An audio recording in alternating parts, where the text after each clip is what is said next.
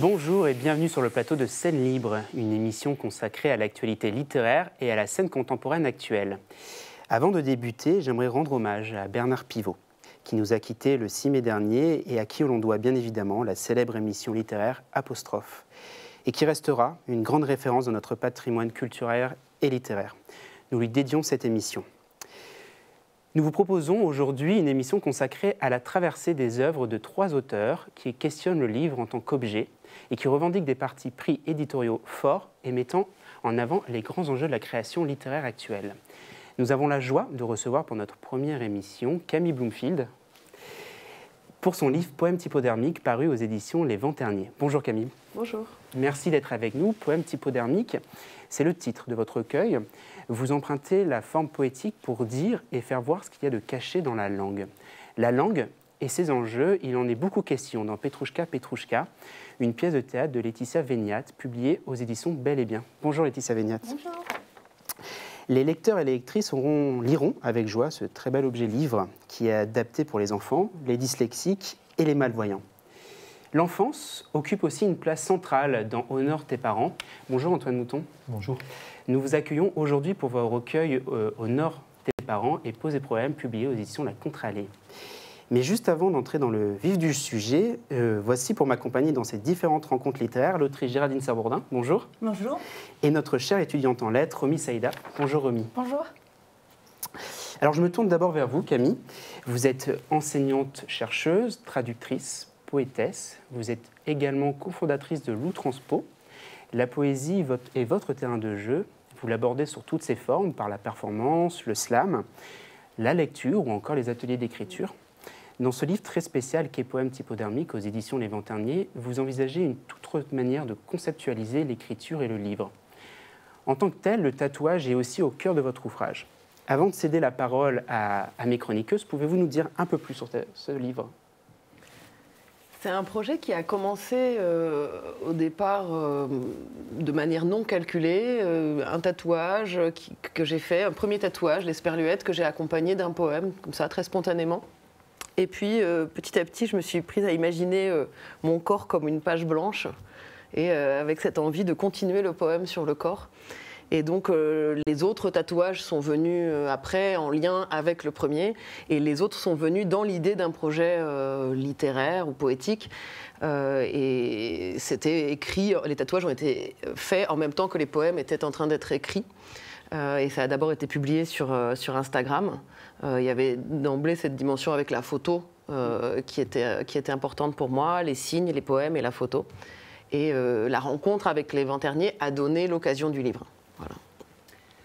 Bonjour Camille. Bonjour. Alors ce qui est intéressant, vous parlez de la genèse du livre, et nous en tant que lectrices et lecteurs, quand on découvre votre livre, d'abord on l'ouvre comme un écrin, comme une boîte à bijoux, on le feuillette, il est composé de photos, il est composé de poèmes dessinés, il est composé de signes typographiques, donc ça fait beaucoup. Ça veut dire que notre regard et notre toucher sont convoqués à différents endroits. Et en fait, on dit de certains livres qu'ils sont bavards. Moi, je trouve que votre livre est très silencieux. Qu'est-ce que vous pouvez me dire sur l'importance justement de la page blanche, de la respiration, de ce moment où vous nous accompagnez dans le feuilletage autant que dans la lecture? C'est intéressant que vous disiez ça parce que j'ai la réputation d'être très bavarde. Donc c'est visiblement l'inverse qui se passe dans le livre. À l'écrit, non. En fait, c'est un livre qui parle de choses assez intimes. Et j'ai beau être bavarde, je suis aussi pudique. Et donc, c'était pas évident pour moi de formuler ce texte, de le diffuser en format livre, etc. Et j'ai apprécié dans les échanges avec l'éditrice des Vents Terniers, Elisabeth Remieux, le soin qu'elle a pris justement le mot écrin est bien choisi, je trouve, à entourer ces propos. Et ça demande au lecteur vraiment une démarche pour aller chercher le texte même, puisque c'est différents papiers qui sont utilisés dans le livre, les papiers sur lesquels sont imprimées les photographies, c'est pas le même papier que le texte. Et ce qui apparaît en premier, ce sont les photographies, des tatouages, ce sont les signes. Et pour trouver le texte, il faut faire un geste de plus. Et ça convenait très bien à ma pudeur. C'est vrai que c'est très pudique. Et justement, on participe pleinement. C'est un objet qui nous accompagne. Et alors, le titre, est-ce que vous pouvez simplement pour nos spectatrices et spectateurs expliciter le titre? Typodermique, c'est inventé, hein. C'est un mot totalement inventé pour l'occasion. Voilà, j'avais parlé du projet sur un réseau social et quelqu'un m'avait dit ça pourrait être. Ce sont des poèmes typodermiques. Et je me dis mais c'est magnifique, c'est mon titre. Donc je l'ai pris sans honte. Et voilà, c'est l'idée d'avoir la typographie sur la peau, sur le derme. Et donc, on entend aussi typographie. D'ailleurs, souvent les gens disent les poèmes typographiques, ce sont aussi des poèmes typographiques. Vous avez parlé de poèmes dessinés. C'est vrai que je suis très inspirée par toute une tradition de poésie visuelle qui fait très attention à la disposition sur la page des mots, des signes, etc. Donc, à la fois, ça permettait de rappeler cette tradition de poésie typographique, et à la fois, ça amenait l'idée de la peau, du corps et du poème qui s'écrit sur le corps par les signes et par les tatouages. C'est un geste très délicat. Merci. Je rappelle peut-être que les livres sont fabriqués à la main. Oui. Voilà, ça c'est important, c'est vraiment un véritable objet livre. Romy ? Camille Montpil, vous êtes en plus d'être la cofondatrice de l'Autranspo au voir littéraire potentiel. Vous êtes aussi membre de l'Oplepo, cousin italien de l'Olipo. Donc on remarque d'emblée votre intérêt, votre parenté pour les mouvements qui accentuent le travail de la langue. Mais vous y apportez votre touche personnelle avec ces signes typographiques et plus particulièrement l'esperluette qui ouvre votre recueil de poésie et qu'on retrouve un peu partout dans certains de vos poèmes. Et on a l'impression de lire des poèmes en infini recommencement. On a l'impression d'avoir affaire à un verbe poétique jaillissant. Alors Géraldine vous a trouvé silencieuse. Moi j'ai trouvé qu'au contraire c'est un recueil du jaillissement. Et je vous remercie de parler de l'esperluette parce que j'ai une passion particulière pour ce signe et pour le mot. Et en fait, vous avez parlé de Bernard Pivot tout à l'heure. Ça m'est venu d'un livre de Bernard Pivot dans la collection Les 10 Codors sur les mots en voie de disparition. Et donc j'avais lu que le mot esperluette était en voie de disparition, qui tendait à être remplacé par l'expression écommerciale, ce qui est quand même beaucoup moins joli. Et donc ça a été mon combat dès lors de contribuer à ma petite façon à la sauvegarde du mot esperluette. Donc j'ai d'abord développé une passion pour le mot esperluette et ensuite pour le signe, évidemment, le lien, c'est l'ouverture à l'autre, quoi, c'est « et ». Et j'ai aussi été très inspirée par une poétesse qui s'appelle Michel Métaille, qui a fait un livre avec son compagnon Louis Roquin de calligraphie autour de l'esperluette, du signe de l'esperluette, avec à chaque fois un texte et des calligraphies chinoises. Et donc voilà, c'est vraiment un point de départ pour moi et qui est aussi un point d'ouverture parce que le « et » ouvre. Voilà, ça ouvre à la suite, ça ouvre à d'autres personnes. C'est un peu ça l'idée, quoi. Moi, je trouve que très intéressant, à la fin de votre ouvrage, vous mettez le nom des tatoueurs et des tatoueuses et l'endroit, enfin le lieu où vous vous êtes fait tatouer. Je vois Montréal, je vois Paris, la date aussi. Ça, c'était très intéressant. C'était important pour vous de préciser qui étaient les artistes tatoueurs ? Oui, parce que pour moi, c'est vraiment un travail d'équipe, ce livre, en fait. Il y a une vraie création éditoriale de la part de l'éditrice, évidemment. Il y a la création photographique du photographe Nicolas Souton. Et il y a les créations des tatoueurs, tatoueuses, enfin tatoueuses d'ailleurs, et notamment celui que j'ai là, qui est le plus gros, le tatouage final, qui a été vraiment co-créé avec la tatoueuse, qui s'appelle Georges Tatou, enfin son nom de tatoueuse c'est Georges Tatou, et j'avais apporté une idée, on a rediscuté, elle m'a fait des propositions, et donc ça, pour moi, ça dit vraiment, je voulais vraiment qu'on entende aussi qu'il y avait ce dialogue avec d'autres artistes, d'autres arts, à toutes les étapes du livre en fait. En tant qu'autrice, vous avez eu quoi comme part sur le travail éditorial, sur l'ensemble du livre? Enfin, comment vous avez articulé votre travail avec votre éditrice dans cette conception qui, encore une fois, je rappelle, c'est un livre assez particulier, tout est fabriqué à la main.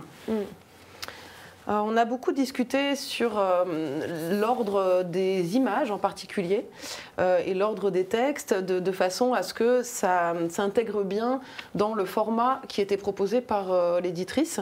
On voulait que ça raconte quelque chose, qu'il y a un rythme qui se crée. Alors on a eu des discussions techniques sur format paysage, format portrait, etc. Et comme ça n'avait pas été pensé au départ pour être un livre, il a vraiment fallu inventer en fait le récit, le fil qui donne une continuité, disons, entre les poèmes, les signes et les photographies.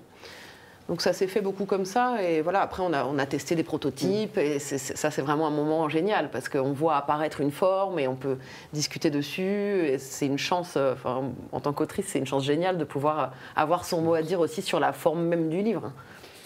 Géraldine ? Juste pour repréciser justement cette frontière entre l'intime et la pudeur, effectivement, à la lecture du livre, on est touché par beaucoup de dévoilements, justement par la peau qui se dévoile, les lettres, et beaucoup de retenue, beaucoup de retenue, voilà. Eh bien écoutez, je vous propose justement de découvrir un court texte, Les loups ont les yeux doux, écrit et lu par l'étudiante Anna Aymonet, et qui nous permet de tisser le lien avec votre œuvre, Laetitia Veignat, comme nous allons le voir dans un instant. Écoutons-la. N'approche pas du loup, ou il te mangera. Il n'est pas comme nous, tu le reconnaîtras. Longtemps on t'a appris à repérer les loups, à te méfier des grands, qui rôdent dans la nuit et n'attendent que toi, et n'espèrent que lui, mais jamais tu n'as appris à avoir peur de nous. Nocturne, au loin, dansaient les chimères lupines, orientant le regard des foyers, attablés, qui jamais ne voyaient pointer une babine, et l'un des leurs, soudain, se métamorphoser. N'approche pas du loup, ou il te mangera. Tais-toi s'il t'attrape, tu n'y survivrais pas. Tous les loups sont autres, on ne les connaît pas.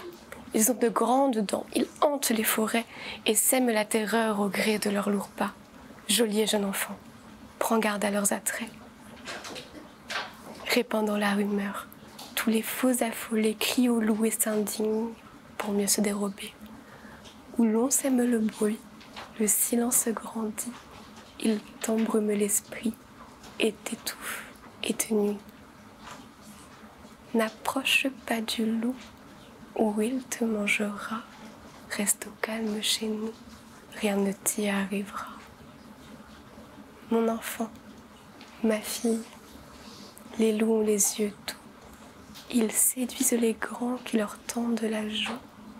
Ils mettent des gants blancs et maquillent leur cou de ce fard capiteux qui masque les tabous. Mon enfant, ma fille, les loups ont les yeux doux. Et nos foyers craquent, pernicieux bosquets où suinte le silence d'un brouillard épais. Même ceux qui t'aiment n'ont pas le droit de tout. Merci Anna Aymonet pour ce moment de poésie qui nous semble être un beau clin d'œil à Petrouchka de Laetitia Veignat. Vous dirigez la collection Été aux éditions Bel et Bien et vous portez d'ailleurs une attention particulière à l'inclusion dans la littérature jeunesse. Et vous êtes l'autrice de cette pièce, donc Petrouchka, qui explore le folklore russe. Cette pièce nous a fait traverser l'imaginaire proche de celui des contes, sans aucun doute, et nous invite, en nous saisissant par la main, pour nous guider à travers cet univers de manière particulièrement soigneuse et ludique. N'est-ce pas, Géraldine ? Oui, bonjour Laetitia. Alors, Petrouchka, donc c'est une pièce de théâtre destinée au jeune public. Et voilà, Petrouchka a perdu son chat. Et nous sommes conviés à l'accompagner dans la recherche du chat. Et nous allons déambuler dans un univers très russe, avec des illustrations dont on reparlera, avec du texte. Et ce qui est précisément intéressant dans ce que vous appelez votre texte à vivre, c'est que pour nos jeunes lectrices et lecteurs, on entre dans les coulisses à la fin du texte, où on voyage d'ailleurs dans les coulisses et dans le texte, parce que vous nous proposez simplement des listes de termes qui sont employés et donc empruntés au russe, vous nous en donnez la définition. Vous nous proposez des perles, alors je prends expression rencontrée, un mini dico du théâtre et des perles lexicales. Alors ça c'est extraordinaire quand on est lecteur face à des jeunes publics, c'est que justement vous faites en sorte que le texte heurte des mots, et ça c'est très bien, puisque ça suscite la curiosité de nos petits. Et puis, nous, on ne sait pas non plus, hein, donc on se réfère aux coulisses et on peut expliquer. Donc, c'est un livre très ludique, très didactique, mais qui n'est pas rébarbatif. Et là, justement, c'est peut-être le juste endroit que vous avez trouvé. Et comment vous avez fait, justement, pour trouver ce juste endroit entre le didactique et pas le pensum, le livre où il faut le livre de vacances qui fait partie d'un devoir de vacances. Alors, la collection Été, qui est en fait l'acronyme d'écriture théâtrale d'enfance, est un projet qui est presque né d'une problématique rencontrée pendant ma reprise d'études, en fait, en master littérature de jeunesse, où j'ai aussi découvert ce qu'était l'édition jeunesse accessible, c'est-à-dire pour des enfants qui seraient en situation de handicap, mais pas seulement au point de vue de la maîtrise de la langue, mais aussi au point de vue du repérage dans l'espace, de tout ce qui est visuel, mais aussi, comme j'ai été professeur des écoles pendant 21 ans, il me tenait à cœur de leur offrir une possibilité de rencontrer l'art. Et aussi, pour lutter contre finalement les difficultés liées à l'écrit, d'apporter des compensations d'un point de vue de l'oralité. Donc il y a vraiment un vrai souci de dialogue, de partage, parce que les lectures partagées sont ce qui profite le mieux aux enfants pour en faire de futurs lecteurs. Et ces lectures partagées, souvent, on les cantonne à la vie familiale, l'enfant qui va être assis à côté de son parent. Malheureusement, ça, tous les enfants n'en bénéficient pas. Et c'est ce qui va créer des écarts à l'entrée à l'école maternelle, d'ailleurs. Mais la lecture partagée, en fait, il y a d'autres temps où elle se vit, même si elle est moins considérée. Il va y avoir les temps de classe, mais il va y avoir aussi les temps pendant la pause méridienne, si l'enfant mange à la cantine, ou bien au centre aéré, ou bien simplement, moi j'adorais quand j'étais petite, je sais pas vous, c'était de faire des spectacles. Pour mes parents, pour mes oncles et tantes, ils n'en pouvaient plus à la fin. Mais avec les cousins, cousines, les frères et sœurs, on faisait des spectacles. Donc il y avait aussi cette envie-là. Pour créer la ligne éditoriale d'écriture théâtrale d'enfance, on est allé à la rencontre d'associations, mais aussi de professionnels. Donc Alice Chazeran, par exemple, qui est orthophoniste, a travaillé avec nous sur tout ce qui va être la mise en page pour effectivement identifier la bonne police d'écriture, les interlignages. Est-ce qu'on pouvait mettre du gris à côté du noir pour contraster et puis donner des petits signes indicatifs pour se repérer dans le texte. Mais on a aussi rencontré des gens du Kremlin-Bicêtre à Paris. J'ai aussi fait une formation au Canada sur la dyspraxie visuospatiale. J'ai aussi travaillé avec un IEM, l'IEM Gilles Ferry sur l'île. Et puis, on est allé à la rencontre, donc, comme je le disais, d'associations, par exemple la Fédération française des 10, mais aussi une association, par exemple, de parents dont les enfants sont dits haut potentiel, même si je trouve que c'est un terme qui est un peu réducteur, mais en tout cas des enfants qui ont une très grosse envie d'apprendre. Donc finalement, les mots de vocabulaire qu'on trouve à la fin, nos petites perles lexicales, elles sont aussi bien faites pour des enfants qui ne connaissent pas en fait la terminologie qu'on emploie, mais aussi pour des enfants qui ont une appétence de toujours vouloir en savoir plus. Et notre volonté, c'est de rassembler autour de ce livre, qu'on puisse le partager. Et comme vous avez pu le voir, dans le livre, on a du gros caractère. Alors même si c'est pas en fait, c'est pour des personnes qui ont des déficiences visuelles mais qui ne sont pas trop fortes. On estime que le gros caractère, ça commence à partir de 16. Là, on est sur une police de taille 14. C'est Luciole. Elle a été créée en labo en 2017 par tout un tas de spécialistes et testée auprès d'un gros échantillonnage. Donc on sait que c'est une bonne police. Et pourquoi je vous dis ça? C'est parce qu'en fait, c'est les grands-parents qui nous font les meilleurs retours sur cette collection. Parce qu'en fait, c'est confort pour lire. Et puis, comme vous l'avez dit, on va y insérer des petites références littéraires du folklore russe, mais aussi de la chanson populaire, des contes, comme le disait Rémi. Et ça fait que des fois, il y a eu un moment merveilleux parce que cette pièce, elle a déjà été jouée. Il y a une maman qui est assise au premier rang. Et puis, elle entend en fait les enfants qui commencent à chanter « Petrouchka, ne pleure pas ». Et elle s'est mise à pleurer. C'était une chanson qu'on lui avait apprise dans son enfance. Et ça a été un petit peu la Madeleine de Proust. Et en fait, elle s'est mise à chanter. Et du coup, les enfants s'arrêtent quelques instants. Ils continuent à chanter. Et son petit garçon, qui s'appelait, je me souviens, Cyprien, est venu « Mais tu connais maman ?» Et voilà. Et nous, c'est ce qu'on a envie de faire, c'est de créer du lien avec nos livres. Tout à fait. Vous prouvez par là que les exigences pour le jeune public sont extrêmement importantes parce que on sent bien que le fruit de ce travail et de ces recherches donne effectivement quelque chose de très accessible. Mais il y a du travail, quoi. Et tant mieux que nous soyons de plus en plus exigeants pour le jeune public, que ce soit en spectacle vivant qu'en livre. Oui. Romy ? Laetitia Vignat, moi, il me semble qu'au cœur de votre pièce de théâtre se trouve la question de l'altérité. Petrouchka perd son chat, part à sa recherche, et au fur et à mesure des péripéties, elle fait des rencontres fortuites mais non anodines, puisqu'à chaque rencontre, il s'agit de la redécouverte de soi. Mais cette redécouverte ne se fait pas seule. On a l'impression que votre message, c'est pour ce jeune public, c'est qu'il faut être accompagné pour redécouvrir, pour reconquérir le soi. Tout à fait. Il y a vraiment la notion de solidarité, j'ai envie de dire, comme d'amitié, évidemment. De temps en temps, pour plaisanter, mais finalement c'est un peu ça, je dis que finalement Petrouchka, c'est un petit peu le magicien d'Oz au pays des soviets. Parce qu'on va être dans ce type de conte en randonnée où effectivement l'héroïne va rencontrer au fur et à mesure des personnages qui vont l'accompagner dans son cheminement. Parce que finalement, celle qui intervient le moins, c'est Petrouchka en fait dans le livre. Mais elle va rencontrer effectivement différents personnages qui eux-mêmes se questionnent sur leurs envies, sur leurs désirs, sur leur place, etc. Et en fait, ça va l'accompagner tout le livre. Et chacun va se réaliser à sa mesure avec ce dont il a envie. D'ailleurs, je ne sais pas si vous avez pu le remarquer, mais finalement, Petrouchka, ça ne commence pas sur une histoire de « elle a perdu son chat ». C'est qu'on a une chanson qui est Petrouchka et l'héroïne, c'est une petite fille. Puis on a une seconde chanson où Petrouchka est un petit garçon. Comment ça se fait qu'on peut donner le même prénom à une fille et à un garçon? Et en fait, c'est une vraie question qui m'avait été posée sur un atelier de musique. Et c'est de là, en fait, qu'est partie l'écriture en fait de Petrouchka. Parce que finalement, vous voyez, les enfants, même si on n'emploie pas des termes comme genre ou identité de genre ou quelque chose comme ça, ils vont faire des analogies qui les questionnent. On peut passer à côté, mais si on est attentif, il y a toujours des dialogues super intéressants à mener avec les enfants. Géraldine ? Est-ce qu'on dit si elle retrouve son chat ?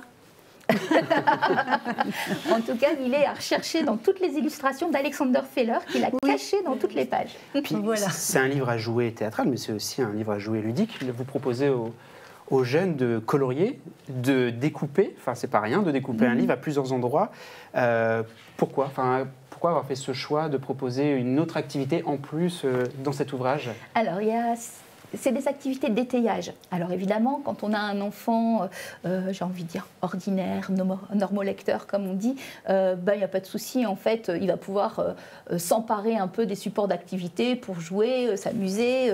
Voilà, super. Et puis quand on a un enfant qui a besoin en fait d'un petit accompagnement, on va avoir un style de découpage qui est vraiment pour accompagner la lecture. Donc on a le guide de lecture. Puis on a aussi le marque-page. Finalement, le marque-page, il est un petit peu accessoire parce que le grand avantage du théâtre pour des enfants qui sont fatigables, pour des enfants qui sont en difficulté de lecture, c'est de pouvoir être fragmenté. Ça peut être fragmenté en actes, ça peut être fragmenté en scène. Donc, quand on ne lit que 3 pages, on n'a pas un sentiment de culpabilité puisqu'on est arrivé au bout de la scène. Donc, vous voyez, des fois, on me dit « Ah, mais pourquoi du théâtre pour des enfants 10 ?» Eh bien, parce qu'en fait, il y a des enfants fatigables et que pour eux, arriver au bout d'une scène, c'est déjà super. Et on a les autres activités qui sont du coup des petites maquettes, ça peut être des poupées à découper, ça peut être des ombres chinoises, on essaye de varier au fur et à mesure des ouvrages. Ça permet en fait à l'enfant de s'emparer de l'histoire, de la rejouer et puis aussi d'y poser ses propres mots, sa propre voix. Et du coup finalement c'est de s'emparer de notre patrimoine, de notre matrimoine qui sont communs en fait, de créer une sorte de culture. Alors si elle n'est pas en tout cas universelle, d'y avoir sa place. Eh bien, merci. Antoine Mouton, je me tourne maintenant vers vous pour rebondir sur les propos de Laetitia Vignat, puisque dans une certaine mesure, votre livre « Honore tes parents », aux éditions de la Contre-Allée, rejoint les thématiques abordées par Petrouchka. Rappelons que vous êtes aussi l'auteur de « Poser problème », également publié aux éditions de la Contre-Allée. Donc, vous allez nous parler. Vous mettez en avant la quête identitaire en proposant un véritable épopée de l'intime. Qu'en pensez-vous, Romy ? Oui, épopée de l'intime, mais aussi épopée familiale. Votre roman, Honore tes parents, aborde le thème de la disparition, de la perte. Il s'agit d'un voyage un père, une mère, un enfant derrière qui traverse la France pour aller vers le nord, un dernier voyage, celui de la mère qui tombe malade et qui disparaît de la vie de son enfant et qui ce voyage n'aboutit pas, hein, puisque l'enfant se retrouve à Metz. Et il nous livre son récit avec un regard, avec ses mots d'enfant, des mots qui sont très, très touchants, une sensibilité débordante chez cet enfant et une manière particulière, puisque absence de ponctuation, une oralité omniprésente dans ce récit. On a l'impression qu'il s'agit d'un souffle littéraire de cet enfant qui nous livre l'épopée de sa mère, peut-être. Oui, il s'agissait pour moi surtout de... Alors, une épopée, mais peut-être surtout une vitesse. C'est-à-dire qu'il y a quelque chose qui est de l'ordre d'une vitesse qui vient traverser ces phrases et qui sont écrites et pas dites, puisque c'est quand même écrit après, une fois que tout s'est passé.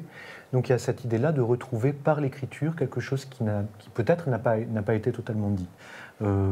Et de l'écrire comme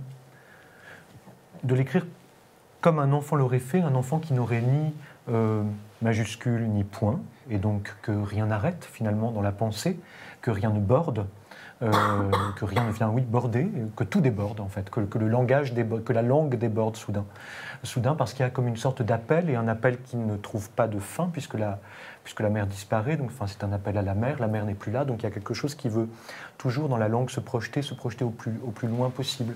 Oui, c'est ça. Oui, la mère disparaît, et quand la mère disparaît, le monde de l'enfant est démystifié. Mais est-ce qu'à travers ce processus de l'écriture, il parvient à combler cette démystification, cette absence de la mère? Je ne sais pas s'il cherche à combler il se débat effectivement avec une mystification. La mère était astrologue, et a transmis l'astrologie à l'enfant, et c'est une des rares notions d'appréhension du monde que l'enfant connaît, a dans son bagage. Dans son bagage. Et ça ne tient plus. Ça ne tient plus parce que la mère est morte, et puis parce que aussi ça ne s'est pas vérifié. Il y a quelque chose comme ça du savoir de la mère qui a échoué. Alors face à cet échec, la question c'est pas tant trouver autre chose que trouver peut-être aussi la solitude. C'est-à-dire comment est-ce qu'on parle seul, comment est-ce qu'on parle, quelle phrase on peut prononcer sans la mère, sans le bagage. Une fois qu'on n'a plus le bagage, que les mots ne tiennent plus, que les mots auxquels on était habitué, Mars, Lion, ces choses-là, quand ça ne tient plus, qu'est-ce qu'on dit alors? Qu'est-ce qu'on raconte du monde? Et comment on écrit aussi, Antoine. Ce qui m'a frappé, et d'un point de vue vraiment littéraire et biographique, on est face à un drame, la disparition de la mère, au niveau humain. Et on est face à un topos de littérature qui est la perte de la mère. Donc comment, avec ces deux matériaux, l'humain et le littéraire, on trouve sa propre voie que vous avez réussi à trouver, c'est-à-dire qu'il n'y a pas ce pathos, il n'y a pas ce lyrisme désuet qu'on peut voir ou qu'on a déjà pu lire, mais il y a une vraie émotion. On est vraiment dans ce road movie existentiel. Il y a une réelle émotion. Alors comment vous, adultes, hommes de littérature, vous êtes parvenus à trouver votre propre voie? C'était vraiment, je reviens sur la question de la vitesse, c'était vraiment cette question-là. Je voulais que chaque phrase suive et un mouvement du cœur et un mouvement de l'espace. C'est-à-dire que pour moi, c'était une manière d'entrer dans l'espace. Dans l'espace, il faut dire que cet enfant vit presque dans une voiture avec ses parents. Et cette voiture roule sans cesse. Une seule fois, il demande où ils vont, et une seule fois, on lui répond au nord.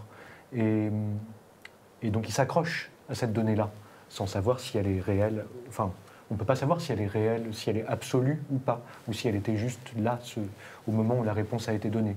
Bon, et donc c'est un garçon qui n'a pas de maison, qui n'a pas de terre, qui n'a pas un endroit où la famille serait restée, ou aurait vécu. Et en fait, les phrases, pour moi, c'est une manière de réhabiter le voyage, réhabiter ce qui a disparu, réhabiter Et c'est ça, c'est à ça que je me suis accroché pour tenter d'être le plus juste possible, même si sur la question du pathos, moi je me suis jamais trop, en tout cas de l'émotion, j'ai beaucoup grandi avec l'idée que, enfin dans la littérature, que l'émotion était quelque chose de dangereux. En fait, je trouvais que les livres manquaient beaucoup d'émotions, moi, de mon côté. Donc j'avais plutôt envie d'en mettre plein, d'ouvrir quelque chose, d'ouvrir vraiment quelque chose du cœur, d'ouvrir quelque chose des sentiments. C'est-à-dire qu'on se méfie beaucoup de l'émotion, mais finalement, il y a plein de choses dont on ne se méfie pas. C'est-à-dire, je pense qu'on peut penser chaque chose, on peut penser une émotion. C'est pas parce qu'on a une émotion qu'on pense plus.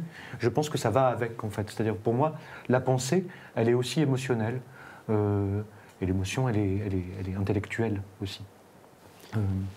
Donc, je me suis peu méfié.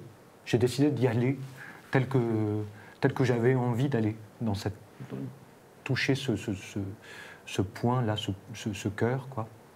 Oui, vous répondez bien en disant que cet enfant cherche sa maison, et moi je dirais que l'adulte a trouvé la langue pour nous communiquer justement ce que l'enfant... Vous avez trouvé cette langue-là, quoi. Très simple, très nous emmenant dans ce voyage, et avec beaucoup d'émotions, justement. On est happé par le récit, on lit d'une traite, on n'a pas envie d'arrêter, en fait. Vous êtes là aussi pour poser problème, Géraldine? Oui, alors Poser problème, c'est le deuxième livre dont on va parler, toujours aux éditions de la Contralée. Alors, ce qui est frappant, hein, moi je suis vraiment néophyte, hein, c'est-à-dire que je feuillette, et alors ce qui est absolument original, interloquant, c'est qu'on n'a pas de page. Moi qui suis une lectrice académique, je dis allez, je vais chercher, eh ben non, on n'a pas des pages, en fait on a, et c'est quand même une très belle trouvaille, on a des heures, c'est-à-dire qu'on se repère à 17h51, 17h53, 17h, voilà, 16h19. C'est déjà quand même une première entrée dans le livre qui est absolument originale et déstabilisante un petit peu. Et puis, c'est un livre composé donc de photos, de textes poétiques. Et moi, j'ai envie simplement de vous poser la question, pourquoi poser problème? Pourquoi ce titre, Poser problème? Parce que, alors déjà, problème contient le mot poème. Il y a 3 lettres en plus, R-B-L, dont on pourrait dire que c'est rebelle. Ça serait comme un poème rebelle, un problème, finalement.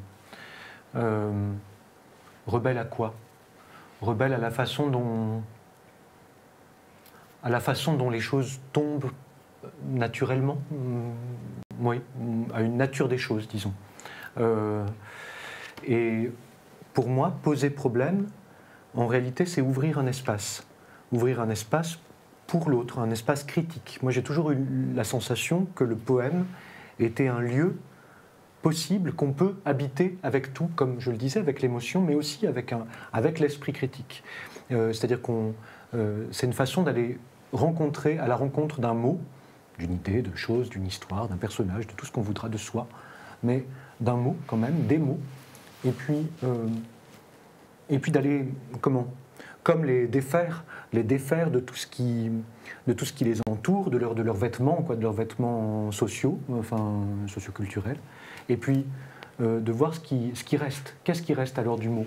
Et pas seulement le son, parce qu'en fait il y a aussi plein de sens, c'est-à-dire que le but n'est pas seulement de faire sonner les mots, il n'y a pas que ça, il y a ça, mais parce que quand on les fait sonner, on révèle encore d'autres choses, d'autres sens.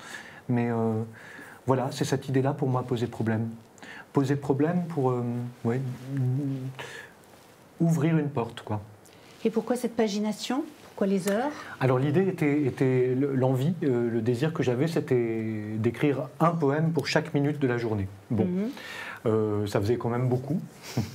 Et donc j'ai renoncé à cette envie de totalité. Et je me suis dit, bah oui, c'est normal, en fait, parce qu'en fait, il y a aussi parce que je voulais traverser une journée avec les poèmes. Et puis, petit à petit, les photos sont arrivées. Et je me suis dit, oui, je vais traverser une journée avec dire ou écrire et regarder.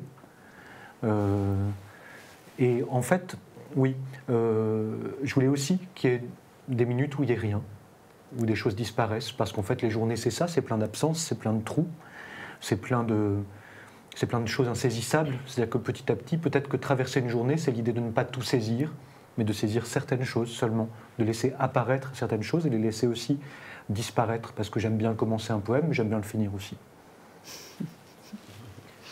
Oui, Antoine Maudant, on a l'impression que vous avez le souci du temps, le temps qui vous échappe. Et moi, je suis tombée... il y a un poème en particulier qui a attiré mon attention, donc je vous cite. « Depuis que sa mère est morte, mon père boit son café comme elle avait coutume de le faire. » Donc, moi, ce poème m'a fait penser à la thématique de « Honore tes parents ». Est-ce que vous avez des thématiques de prédilection que vous voulez reprendre, perpétuer dans vos écrits ?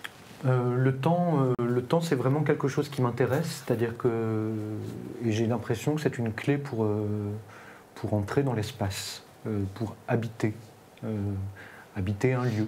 Habiter un lieu, je pense qu'on le fait avec le temps. Voilà. Après, oui, il y a beaucoup de thématiques, mais en fait, c'est-à-dire que j'aimerais aussi ne pas arrêter mon écriture à uniquement des thèmes ou à uniquement un genre, c'est-à-dire que j'aime bien écrire sur moi. J'aime bien écrire des choses, disons, de ma réalité, mais en fait, ma réalité, elle est aussi composée de choses imaginaires, de choses que je... Il y a dedans des poèmes un peu imaginaires, il y a des choses du monde. J'écris sur les gens qui vivent en bas de chez moi, rue Saint-Maur à Paris, enfin, je veux dire en bas de chez moi, dans la rue. J'écris aussi sur... Enfin, je vois quelqu'un passer, je lui imagine une histoire, j'écris sur un mot, et c'est ça surtout, mon désir dans l'écriture. Une écriture autobiographique alors? Entre autres, avec de la fiction dedans. Oui. Et... Oui, parce qu'à la fin de...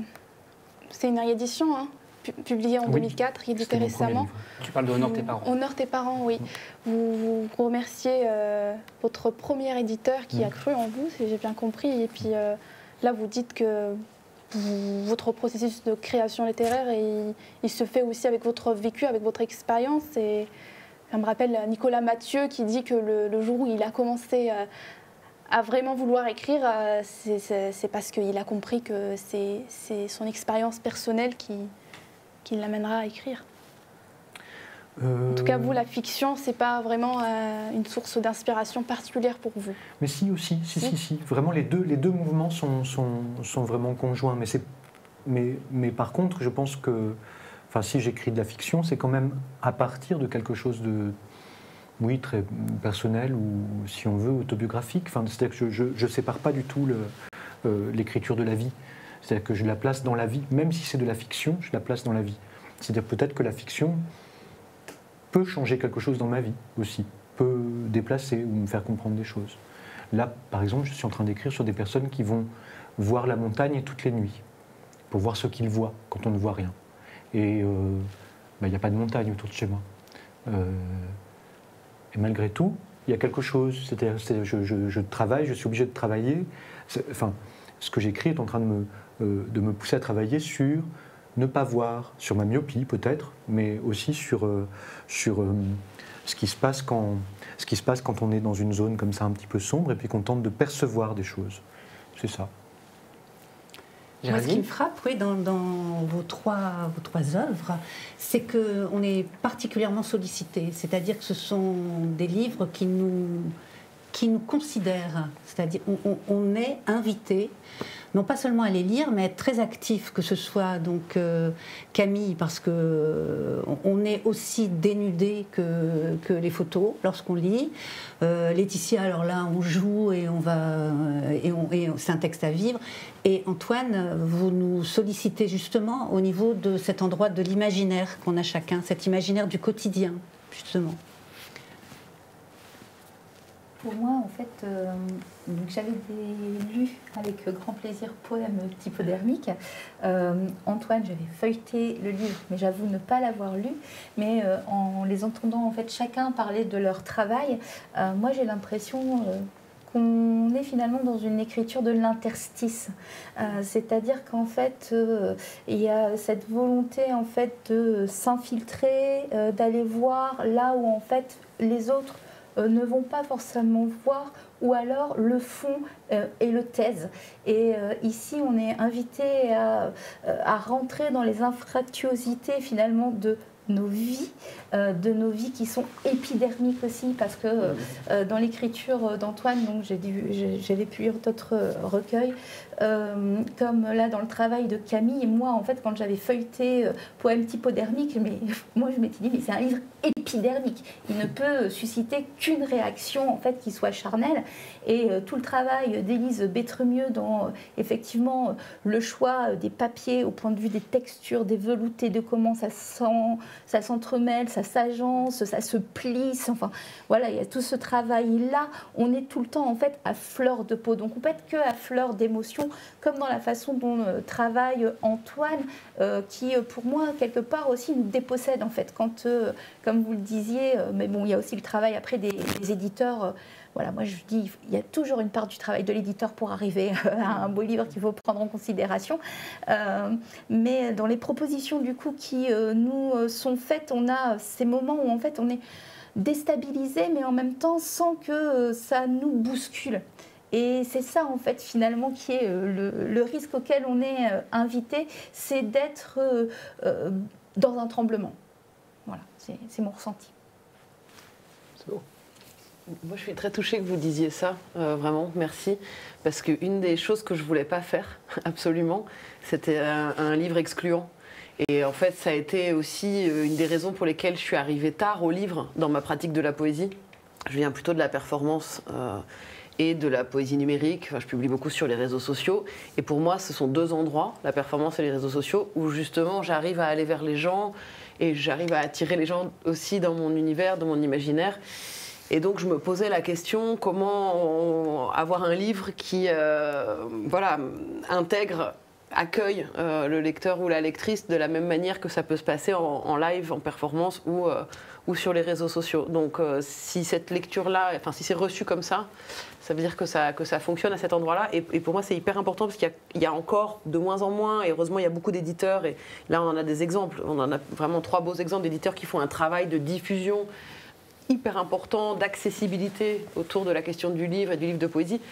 Mais ça garde une image, le livre de poésie garde une image encore très élitiste, quelque chose de difficilement accessible. Beaucoup de gens n'osent pas entrer en librairie pour acheter un livre, etc. Donc il faut des projets éditoriaux comme ça qui fassent la démarche aussi vers le lecteur ou la lectrice. Et voilà, moi, c'est ça qui m'a convaincue, en tout cas, de faire un livre. C'était pas du tout une évidence pour moi.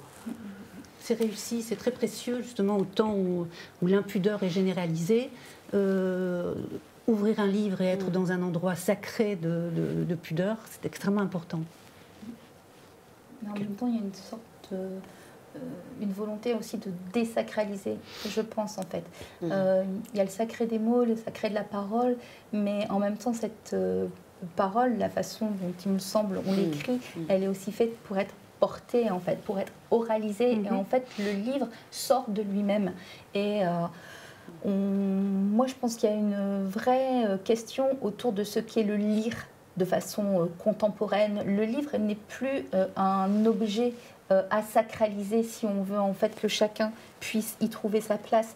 J'aime bien les mots que tu emploies, c'est le mot lieu. En fait, il y a des lieux, Antoine aussi en parlait tout à l'heure, et effectivement, il y a quelque chose du lieu refuge, il y a quelque chose du lieu de convergence. Par exemple, l'Esperluette dont on parlait tout à l'heure, je me rends compte qu'effectivement, il y a plusieurs compagnies de théâtre, des gens qui font de l'événementiel, qui envoient leur newsletter, des choses comme ça, pour lesquelles l'Esperluette est carrément devenu en fait leur titre, en fait, le titre de la newsletter ou le titre de la compagnie. Voilà, il y a des lieux refuges et puis qui sont aussi des places de rencontre en fait. Et pour les livres de Camille et d'Antoine, c'est vraiment des rencontres auxquelles on est invité, des rencontres avec l'intime tous les deux. Enfin, ça, c'est le mot que vous avez réemployé toutes les deux qui a été très important. C'est l'intime, en fait, s'ouvrir à l'intime aussi. Et finalement, en s'ouvrant à l'intime, se reconnaître. Et ça, c'est fort. Pour moi, il n'y a rien de plus accueillant, finalement, qu'une singularité. Enfin, c'est-à-dire que c'est pas...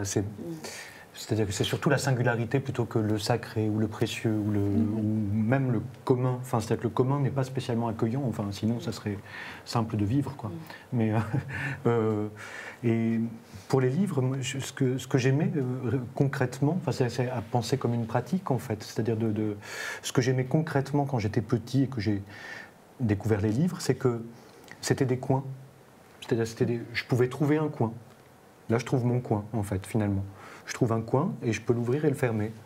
Je peux m'abriter aussi si on veut, mais je peux tout faire avec un livre. Mais quand même, c'est important de pouvoir opposer au monde, opposer ou en tout cas interposer entre le monde et soi un angle. C'est super. Ça me plaît beaucoup ce que tu dis. Eh bien, merci. Et notre émission touche à sa fin. Profitons de ces derniers instants pour remercier particulièrement nos auteurs et nos autrices pour leur présence, leur disponibilité et leurs précieux commentaires. Vous pouvez retrouver les livres de Camille Bloomfield, de Laetitia Véniat et d'Antoine Bouton dans toutes les bonnes librairies, mais aussi à la BUSHS de l'Université de Lille. À la rédaction de l'émission, Romane Lambert et Poérava Ruiz. À la réalisation de l'émission, Pauline Le Frileux et Benoît Rucbuche. Au son, Thierry Darnois. À l'organisation et à la production de l'émission, la BUSHS et tout particulièrement Corinne Demunin, Sylvie Damani, Angela Debac et Antoine Matrion. À la technique, Alexandre Lagache. Et je remercie bien évidemment nos deux incroyables chroniqueuses, Géraldine Servourdin et Romy Cla, pour leurs questions pertinentes et leurs points de vue éclairés. On se retrouve pour une prochaine émission, mais avant de vous quitter, je laisse la parole à Laure Delru, directrice adjointe du SCD de l'Université de Lille. La Bibliothèque des sciences humaines et sociales de l'Université de Lille, actuellement dans ses locaux provisoires jusqu'à la rentrée 2026, est heureuse d'accueillir, de soutenir et de s'associer aux différents rendez-vous proposés par la compagnie 8 autour du texte théâtral, de la poésie et du conte.